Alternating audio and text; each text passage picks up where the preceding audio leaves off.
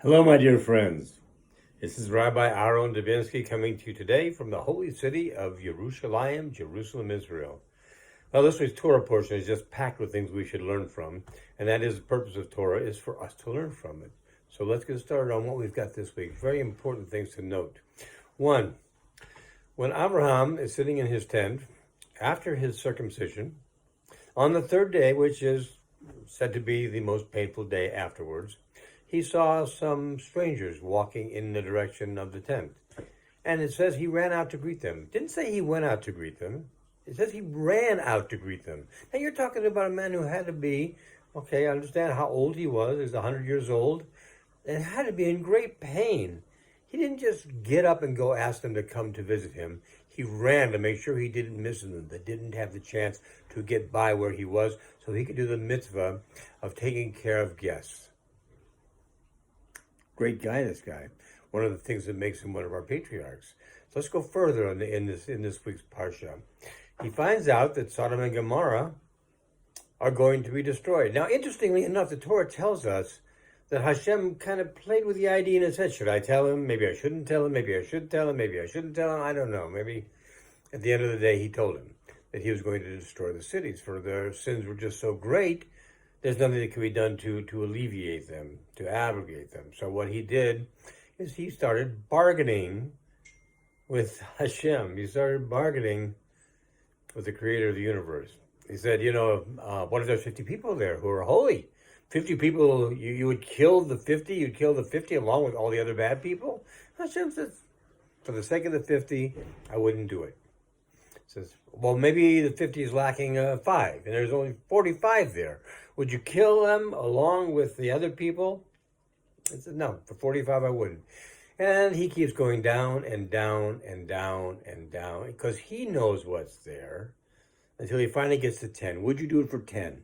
Would you save the city for the sake of the 10? Hashem says, yes, I would save the city for the sake of the 10. But we all know the end of the story. There weren't even 10 there. There was Lot. And Lot, from everything we read about him, was borderline at best. So so Hashem decided to go ahead with his plan. Now, let's take a look at our father, Avinu, Abraham Avinu, our father Abraham. Let's take a look at him for just a minute. What is he doing? First of all, he shows he has so much compassion for people that in the desert he wants, please come to me, eat with me, wash your hands, wash your feet, get comfortable, relax for a little while, if I found favor in your eyes. Even this, he wasn't even secure enough to say, just come here. He wants to let them know that the decision ultimately is theirs, but he would love it for them to come. This is the compassion the man had. We go back to the time of Sodom and Gomorrah, and we see he was fighting for these people. These weren't his people. These were just people. And they were awful people. And if you read the stories, you'll find out how awful they were. I'm not going to go into it now. Assume that Hashem would not want to get rid of them if they weren't awful people with no hope of becoming better people than what they were. But did that stop Abraham Avinu from bargaining for them? It did not.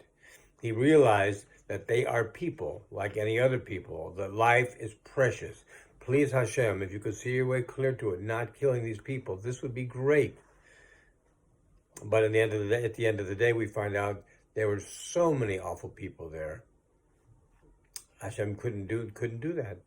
Not even for Abraham Avinu. He had to take care of these people. He had to get rid of them. Now let's go to the third step in today's little story. The Akedah, the binding of Isaac. Now, the question on this one would be, whose test was this? This is another one of Abraham's tests, it says. Like the test when Nimrod threw him into the furnace and he was saved. This is another test for Abraham to pass. The question comes up with a lot of the Rabbiim is, but what about the fact, what was the test? It was a hard test for Abraham because he had to decide in his own mind, is Hashem testing me to see, will I do this and go ahead and kill my son? Or is he testing me to see, will I say to him, no, life is too precious, I can't kill my son? And he had to go back and forth on this and for quite a while before he came up to the conclusion that he needed to follow what Hashem had said to him. However, his decision was made a little bit easier because if you recall, Hashem had told him, when he told him he was going to have Isaac, that Isaac would be the one who would be building up the people of Abraham. Now, he couldn't very well do that if he wasn't there, could he? No. He was also told that his people will be as numerous as the sand on the seashore and the stars in the heavens. Again, kind of an impossibility if he's not there to do it. So this is something that Abraham had in the back of his head. Well, would Hashem tell me this if it wasn't true? Would he not keep his word to me? Because we've had this great relationship, and he told me even about Sodom and Gomorrah, which I know he didn't want to even tell me about. Would he tell me those things, how things are going to be built up through me, if in fact my son is no longer going to be here? That had to be in his mind as he's going through the thought process. But let's take a look at the other side of this. What other side? Well, let's take a look at Yitzchak's part of this. Yitzchak is coming up with his father. He's carrying the wood, he's carrying the fire, and he goes, "Father, we're missing a sacrifice." And Abraham told him, Hashem will provide the sacrifice. At this point, the Rabbiim tell us that Yitzchak understood he was to be the sacrifice. Not a very pleasant thought. Now, let's put this into a perspective for you. At this point, Abraham is 100 years old. At this point, Yitzchak, actually, Abraham is 137 years old. Yitzchak is 37 years old. Now, you have to think about this for a minute in the context in which it's presented. Could Yitzchak take out his father? Could a 37-year-old man in the prime of his life take out a 137-year-old man and run away and say, I'm not doing that? Of course he could. He could have done that. He didn't do that. He asked him to be bound tightly so that Abraham would not make a mistake in his shechting. He was part of the deal. He knew what was going on, and he went through with it. He did not hear that that the Jewish people would be built up through him. He did not hear that they would be as numerous as the sand on the seashores and the stars in the heavens. He didn't hear this. He didn't have the benefit of this that Abraham had. He had no benefit. So he went through it because actually part of the test was for him to see would he go through it, even though he could easily get away. And he did pass the test with flying colors. As a matter of fact, there are those rabbiim who say that at the time of the Akedah, actually Abraham did get to the point where he actually cut. And Yitzhak did for a while leave this world and go to Gan Eden. How do we know this?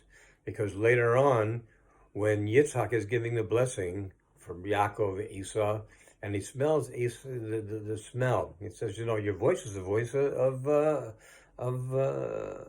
Jacob, but your smell is the smell of Esau. He's talking about the fact that Esau had a particular set of clothing which had been passed down generation to generation to generation from Adam.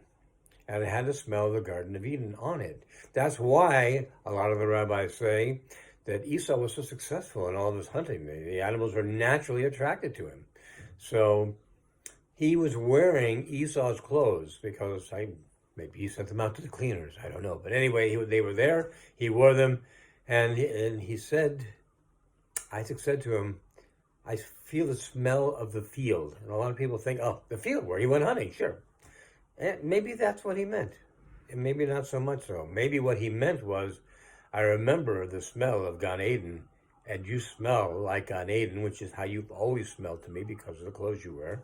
So I know it's you, and because of this, Yaakov got the blessing. So things aren't always what they appear to be, my friends.